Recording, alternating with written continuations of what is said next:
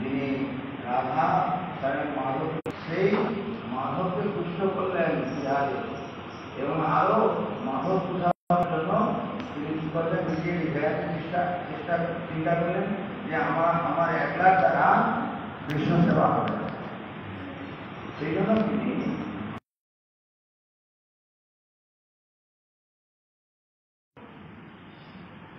শতকোটি পক্ষীকে সৃষ্টি করেছেন এবং তার এই ইচ্ছা শক্তিটা, ইচ্ছা করা মাত্রই অসংখ্য রাধার সমান অনেক রূপবতী, অনেক গোপী সৃষ্টি হয়ে যায়।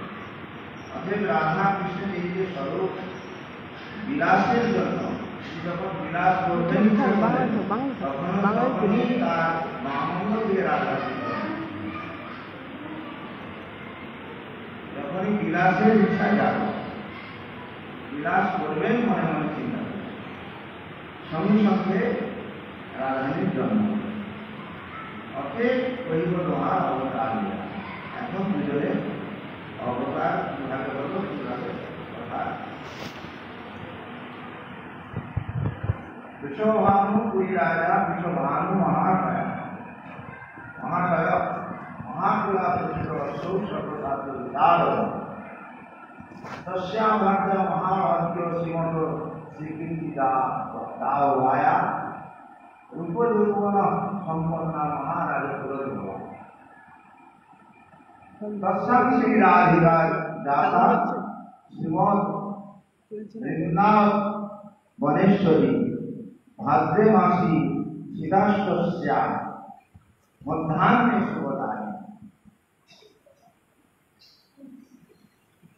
মানেটা কি হলো, বিশ্বভানু পুরী রাজা বিশ্বভানু মহাশয়, বিশ্বভানপুরের রাজা হতে পারে রাধারানী জন্ম নিলেন নাকি?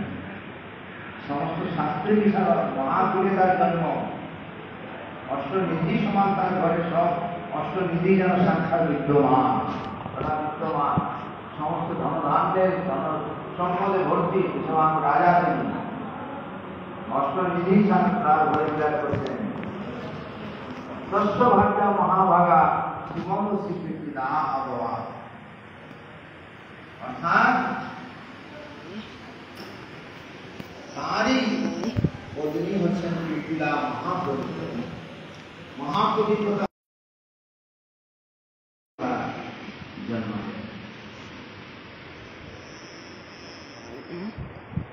ভাদ্র শুক্লাষ্টমী দিনের মধ্যাহ্নে, এই আজকের দিনে ভাদ্র শুক্ল অষ্টমী তিথিতে মধ্যাহ্ন কালে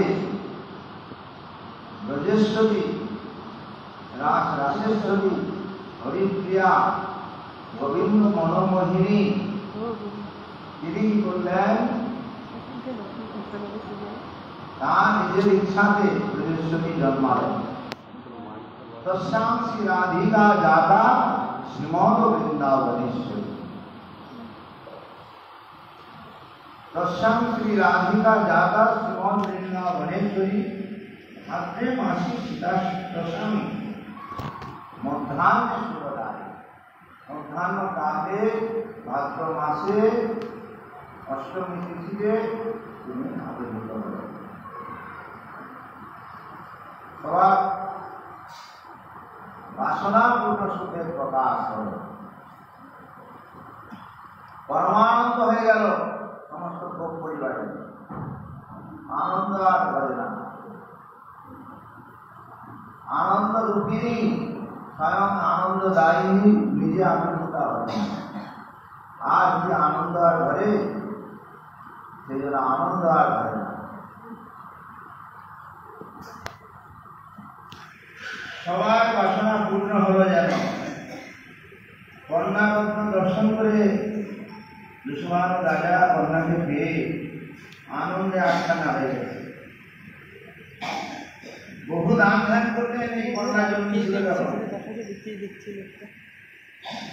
বিশ্বভানু কুমারী বিশ্বভানু রাজার ঘরে জন্মালেন যখন, প্রচুর দান ধ্যান করেছেন, দেব দ্বিজ ব্রাহ্মণকে সম্মান করেছেন, নাট ভাট আদি সকলকে যত যা এসেছে সবাইকে দিয়েছেন।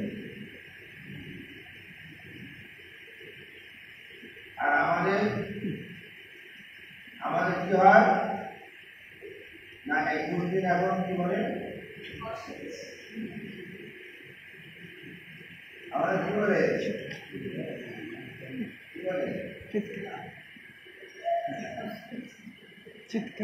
জন্মাষ্টমী বাবা হবে দীক্ষা দেওয়া হবে 8 দিন 21 দিন পরে বলে না তাহলে রাধাকে বেলা কি হলো মানুষ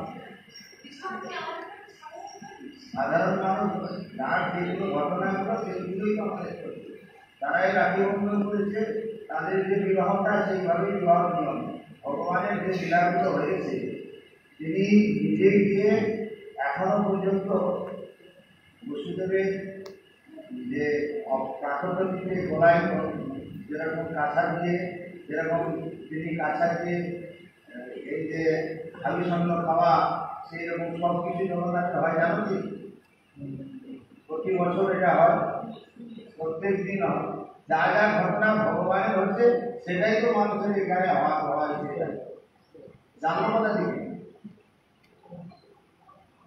প্রতিদিন যে বাবা যে মারা গেলে যে গোলায় কাছে কাছা দিয়ে পিণ্ডদান সমস্ত যেগুলো হয় জগন্নাথের হয় জানো কি প্রতি বছর হয় তারপরে এসে যেরকম ভোজ করে খাওয়াতে হয় ছাত্রের পরে যে খাওয়ানো যে খাওয়ানো আছে সে ভেবে কাঙলি ভজন হয় রুক্মিণীর যেমন যে বিবাহ বার্ষিকী যেরকম হয় সেরকম সম্পূর্ণ সাজানো হয় প্রতিদিন তারা যে সমস্ত করেছেন সেইটাই তো জগতের চলবে সেইটাই তো নিয়ম সেই জগৎ তাহলে এটা তারা কেন কৃষ্ণের যা যা করেছেন যে সমস্তগুলো সেইগুলোই আমাদের সমাজে সেই নিয়মই চলে অন্নপ্রাশন বলো বিবাহ বলো শ্রাদ্ধ বলো ভাইফোঁটা বলো তাদের যেগুলো হয়েছে সেইগুলি করে মানুষ জানে কোথা থেকে তিনি যা যা করেছেন সেইগুলোই লোকাচার সেইগুলোই চলে সেই জন্য এখানে কি বলছে যখনই ব্রজেশ্বরী জন্মালেন সেইখানে কি হলো সঙ্গে সঙ্গে কত দেব দ্বিজ সম্মান করলেন বহু দান ধ্যান করলেন নাট ভাট আদি কুটি যত সব দিল দান দিল ভানু রাজা সরস্বতী মানে এই জন্যই আমি বলি এইগুলো হচ্ছে কুসংস্কার ব্রাহ্মণরা চালু করে শাস্ত্র মতে না মরে গেলে অমুক হয়ে গেলে অসুবিধম এগুলো শাস্ত্র মতে কিছু না এগুলো কুসংস্কার ব্রাহ্মণরা তাদের প্রতিপত্তি বাড়াবার জন্য চালু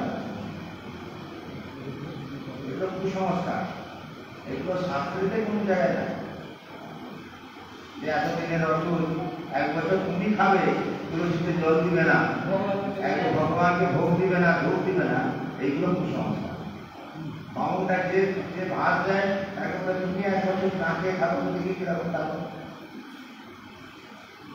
ভগবানের ছবি দেখাবে না অমুক দেখাবে না এইগুলো কুসংস্কার ওরা নিজেদের প্রতিপত্তি বাড়াবার জন্য চালিয়ে এগুলো কোন রকম শাস্ত্র ভিত্তিতে নাই শাস্ত্র মতেই কোনো কিছু নাই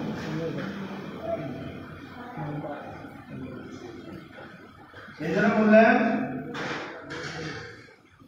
এইভাবে ব্রজেশ্বরী জন্মিলেন গোকুলে না বুঝিতে পারে কেউ তার মায়া ব্রজেশ্বরীকে আবির্ভূত হলেন তারই মায়া বলে যে কেউ তাকে চিনতে পারবে না বুঝতে পারবে না জানতে পারবে কথা বলবে না কথা বলবে না কথা বলবে না তো এই সমস্ত তারা দেবদেবীরা কি করছেন এত সমস্ত দেবদেবীরা মনুষ্য রূপ ধরে দর্শন করতে আসে বৃষভানুপুরে বৃষভানু কন্যা তিনি কি করলেন আবির্ভূত হয়েছেন নিজ মায়াতে সেইখানে তিনি কি করেছেন তিনি কাউকে মায়া বলে জানতে দিলেন না বুঝতে দিলেন না তথাপি সমস্ত দেবদেবীগণ তারা কি করল না সকলেই সমস্ত দেবদেবীগণ সকলে মনুষ্য রূপ ধরে আসছেন তেজস্বী রাধারানীকে দর্শন করার জন্য। নারদ মুনি এসেছেন দর্শন করতে। তো নারদ একদিন এসেছেন দর্শন করার জন্য রাধারানীকে ভ্রমণ করতে করতে।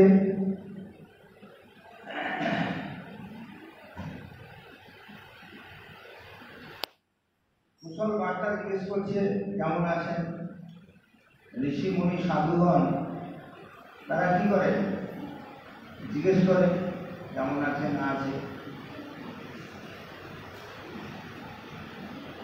ভানু রাজা নম্রচিত্তে বললেন তোমার প্রসাদে সবই কুশল আছে, পৃথিবীর পবিত্র প্রমাণ করছে। এই জন্য সাধু ঋষি মুনি এদের কাছে কোনোদিন কখনো বলতে না যে আমি খারাপ আছি, আমি ভালো আছি, সাংসারিক কোনো কথা বলতে না। সাংসারিক গল্প অমুক খারাপ আছে অমুকে আছে বলতে না।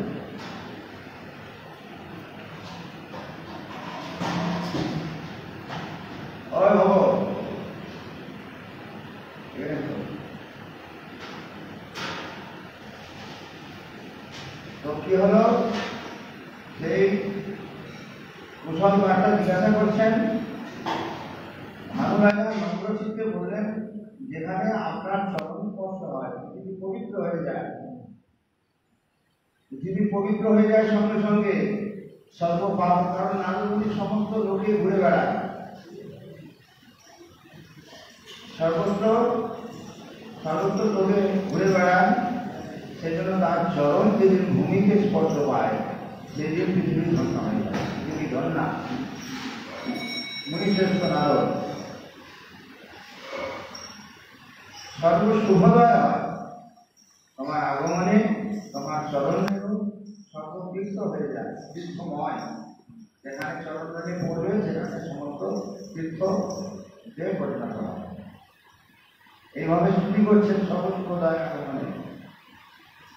এই বলে সঙ্গে সঙ্গে বিশ্বভানু রাজা তাড়াতাড়ি করে তাঁর যে কন্যা, বিশ্বভানু রাজ্যের ছোট কন্যা দিয়েছে নারদের কোলে দিয়ে দিলেন। নারদের কোলে দিয়ে দিলেন। নারদ তো পেয়ে সঙ্গে সঙ্গে তার শরীরে সর্বাঙ্গে শিহরণ হয়ে গেছে। রাধারানীর স্পর্শ পাওয়ার সঙ্গে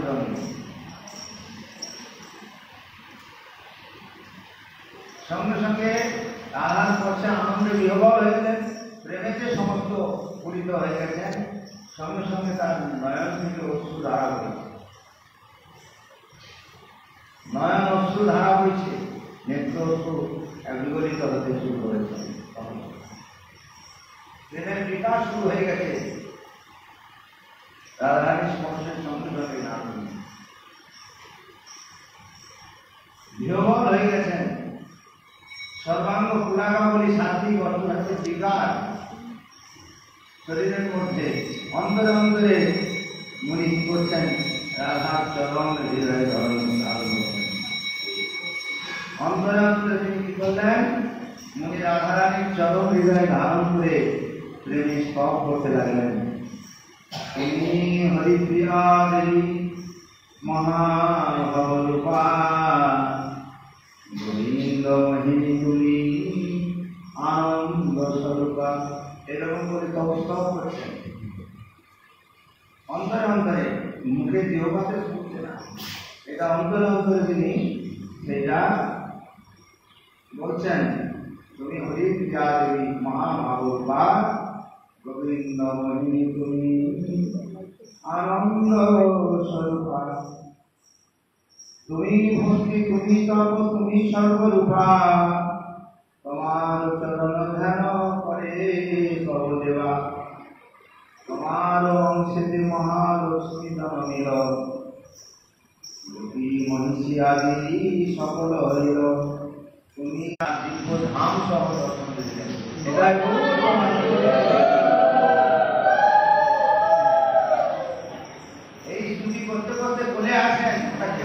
পাচ্ছে না, শুধুমাত্র নারদ দেখতে পাচ্ছেন। যখন করে নিয়ে স্তুতি করছেন, তার চরণ বন্দনা করছেন, সঙ্গে সঙ্গে রাধারানী কি করলেন, তার দিব্য গর্ভগুরু তলে দিব্য রত্ন সিংহাসনে বসে আছেন, সেই সমস্ত দর্শন করলেন।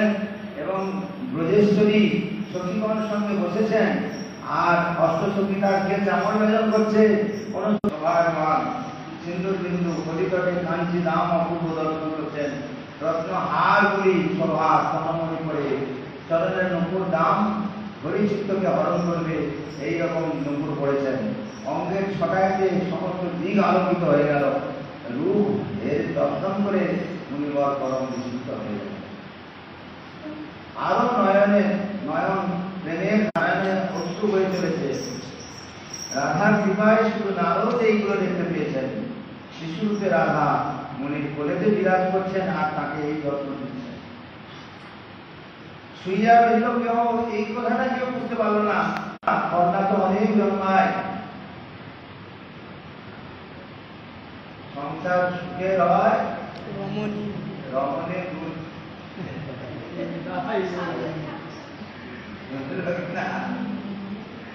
সংসার সুখের হবে রমণীর গুণে সব সুখে চলছে তো। আর অংশিনী, অংশ অংশিনী, অংশিনী শব্দের অর্থ হচ্ছে সমস্ত এই যে নারী কুল যত সব নারী জন্ম, যত দেবদেবী যত দেবীগণ রয়েছেন, সরস্বতী, লক্ষ্মী, পার্বতী, দুর্গা, অম্বা, অম্বালিকা, যত রকমের যত কিছু আছে সব তার থেকেই জন্ম। দুর্গা, পার্বতী সবই তার থেকেই জন্ম। সেটা কে বলছেন? নারদ বলছেন। অতটা ভালোভাবে বিশ্বভাবনাটা বুঝতে পারছে না, কিন্তু নারদ সবে বলে কৌশলে কথাটা বুঝাতে চাইলেন। বললেন, বলছে এইরকম তার সময় হরিপ্রিয়া জগতে নাই। হরিপ্রিয়া, হরির অত্যন্ত বল্লভা, সেই জন্য তার মতো হরিপ্রিয়া কেউ জগতে নাই। এই কন্যা প্রভাবে সমস্ত গোকুল মন্ডল আনন্দে ভরে যাবে, সকল সম্পদে পরিপূর্ণ হবে। এখানে কেউ ভিখারি থাকবে না, সকলেই রাধারানীর করুণাকে সকলে ভরে যাবে ধনধান্যে, সকল সম্পদ লাভ করবে, মঙ্গল হবে। কন্যা বলে মনে কিছু দুঃখ করো না। অনেকে ঘরে মেয়ে হলে দুঃখ পায় না, এই কন্যা হয়েছে বলে তুমি দুঃখ পেও না। বিশ্বনাথ রাজাকে বলছেন, এই কন্যা নয়, স্বয়ং রত্ন রত্ন যেন জন্মেছে, সেই জন্য এই কন্যা বলে দুঃখ পেও না।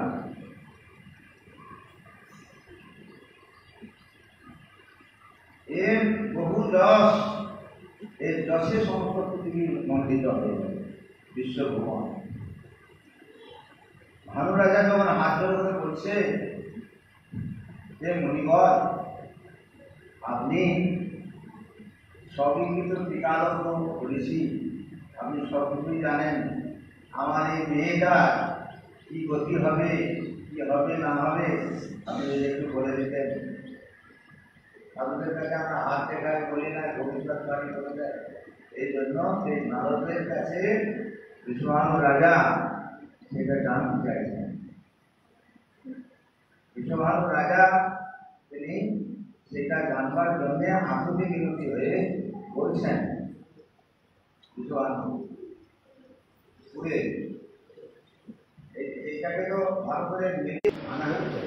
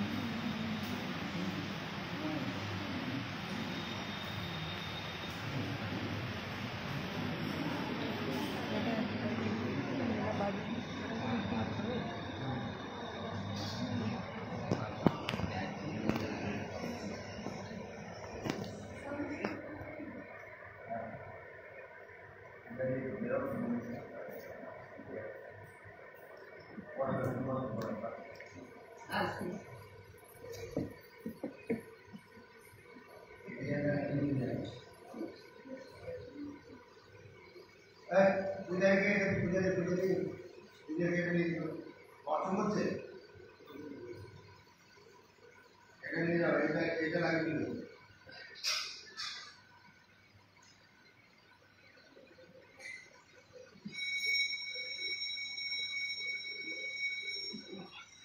এই মাছটা লাগাচ্ছে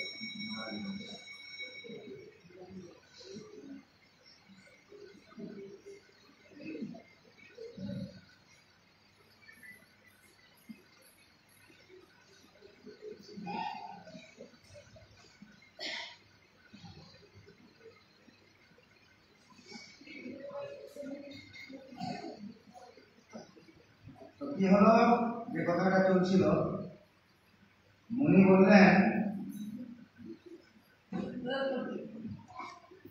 মুনি কি বলছেন, বলছে কি হবে, মুনি মুনি বলছেন যে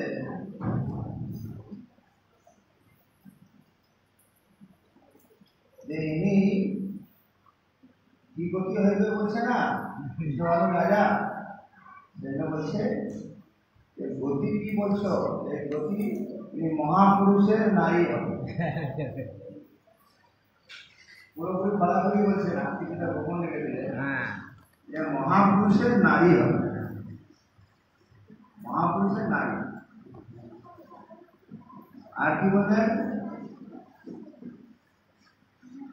মহাপুরুষের নারী।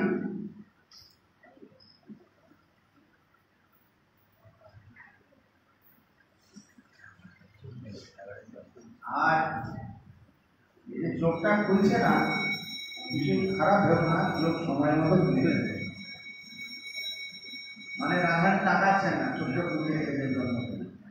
তো বিশ্বনাথ রাজা মনে দুঃখ হচ্ছে যে এমন একটা মেয়ের রত্ন যাই হোক কিনা পেয়েছি, চোখ খুলে না কেন, আমার মেয়ে কি কানা হবে না কি হবে, অন্ধ হবে না কানা হবে, কিন্তু চোখই খুলছে না কেন, এই জন্য চিন্তা। বলছে সময় লাগবে, সময়েতে এই চোখ খুলে যাবে, দুঃখ করার কোনো দরকার নেই। বড় ভাগ্যবান তুমি জগতের মাঝে যে এরকম কন্যা পেয়েছে। এই ঘটনাটা বলছেন শিব আর পার্বতীর মধ্যে কথাবার্তা করেছে, পার্বতীকে শিব বলছে। সঙ্গে সঙ্গে পার্বতী বলছে, প্রশ্ন করেছে যে রাধারানীর চোখ খুলছে না কেন, রাধারানী যে জন্মের পরে যদি চোখ খুললেন না কেন, চোখ খুলতে কি অসুবিধা, চোখটা খুলছে না কেন? তখন শিব বলছেন এর একটা অপূর্ব কাহিনী আছে, অপূর্ব অপূর্বটা কি, যখন হরি অবতার হয়েছিলেন ইচ্ছা করলেন, মানে ইচ্ছা করলেন যে এই ধরাধামে আসবেন, আমাদের এই কলিযুগটা চলছে, এই কলিযুগের আগে যে দাপর যুগটা চলে গেল, এই দাপর যুগেই স্বয়ং কৃষ্ণ আসবেন, এই দাপর যুগেই স্বয়ং কৃষ্ণ এসেছেন। সেই জন্য সেই কৃষ্ণ যখন আবির্ভূত হবেন, এই আমাদের ধরাধামে আসবেন, তখন সেই কৃষ্ণ কি করলেন, কৃষ্ণ রাধারানীকে ডেকে বললেন যে তোমাকে তো যেতে হবে, তোমাকে আবির্ভূত হতে হবে, মর্তলোকে তোমাকে জন্মাতে হবে, সেখানে যে আমার সাথে ভিজিট করে নাও। রাধারানী তখন ভগবান বলছে, হে কমলনয়ন, শুনো আমার কথা শোনো, আমি মর্তে যে জন্ম নেব বটে, কৃষ্ণ দ্রষ্টা, কৃষ্ণ দ্রষ্টা অর্থাৎ তিনি কৃষ্ণ ছাড়া আর কিছু জগতে দেখেন না। আমরা যেমন গাছপালা, পশু পাখি, কীট পতঙ্গ আদি সব কিছু দর্শন, ছেলে মেয়ে,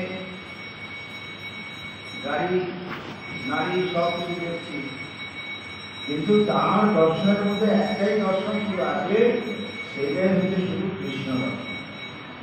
এই জন্য রাধারানীর আর একটা নাম হচ্ছে কৃষ্ণ দ্রষ্টা। সেই জন্য বললেন তোমার রূপ ছাড়া আমি অন্য কাউকে দেখবো না, দেখাবো না। কারণ মর্তলোকে যাওয়া মানে দুঃখ কষ্ট, এই মর্তে জন্মানো মানেই দুঃখ ভোগ করতেই হবে। এই মর্তের মধ্যে কোনোদিন সুখে থাকা যাবে না, কোনো না কোনোভাবে দুঃখ আসবেই। তো সেই জন্য বললেন আমি সেখানে গিয়ে তোমার রূপ ছাড়া আমি অন্য কিছু দেখব না। কৃষ্ণ বললেন, তখন শুনে এই কথা শুনে বললেন, কৃষ্ণ বলছে শোনো হে দেবী, তোমার কোনো দুঃখ নাই, সেখানে গিয়ে তুমি শুধু আমারই রূপ দেখতে পাবে। তুমি সদা সর্বদা আমারই রূপ ছাড়া অন্য কিছু দেখবে না।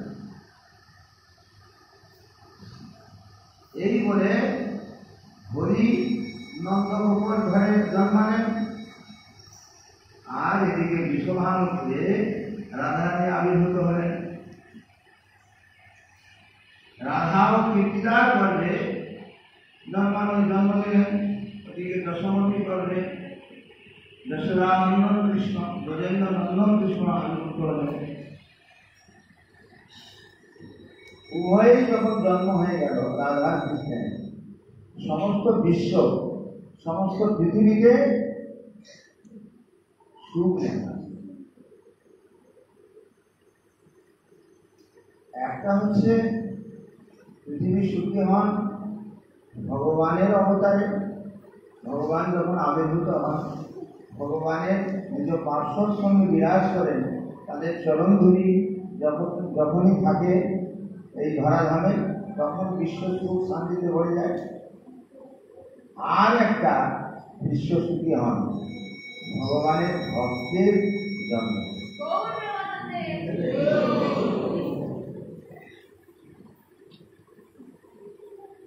এই বিশ্ব ব্রহ্মাণ্ডের বৈভব স্বরূপ হচ্ছে ভগবানের প্রিয় ভক্তগণ। যখনই এই ভক্ত রত্নগণ তার প্রিয়জনগণ কৃষ্ণ পৃষ্ঠজন ভগবানের নিজজনগণ যখন অভাব করে যায়, তখন কি হয়, এই পৃথিবী আবার সমস্ত বিপদ আপদে বিভিন্ন এতে সব ধরা চলে যেতে পারে, পৃথিবীর ভারসাম্য হারিয়ে যাবে। যখনই ভক্তবিহীন, তারা এই 2020 আগে যত সুন্দর সময় ছিল, 2020 আগে আর 2020 মধ্যে কতগুলো মহাজন একসঙ্গে চলে গেছে। আমাদের গোস্বামীপাদ চলে গেছেন, তারপরেই ওইদিকে যে আমার কি নামটা ভুলে গেলাম, অনেক মহাজন, বাবাজি মহারাজ, অনন্ত দাস বাবাজি মহারাজ, আর কে ওই সময় পরপর অনেকগুলো মহারাজ চলে গেল 2020 আগে, ঠিক 2020 আগে। আর সেই 2020 পর থেকে চালু হয়েছে, এখনো পর্যন্ত বিশ্বের সন্তুলনতা আসছে না। এখনো পর্যন্ত কোনো না কোনো বিশাল ঘটনা ঘটছে, তার কারণে হচ্ছে কিনা। এই মহাজনগণ যারা ভগবত শ্রেষ্ঠজন, তারা যতক্ষণ এই ধরাধামে থাকে ততক্ষণ এই পৃথিবীর সুখ শান্তি সব কিছু থাকে। তারাও যখন পৃথিবী থেকে বিদায় নিয়ে নেন মহাজনগণ, সঙ্গে সঙ্গে অমঙ্গল সব চলে আসে। বুঝতে পেরেছেন? অমঙ্গল চলে আসে। আপনারা দুজন ওইখান থেকে উঠে এসে এদিকে চলে আসেন, আপনারা দুজন আপনারা দুজন এদিকে একদম সামনে চলে আসেন, 2-4 জন এখান থেকে চলে আসেন, একদম এখানে সামনে যাতায়াত করে আসতে এদিকে জানা আছে।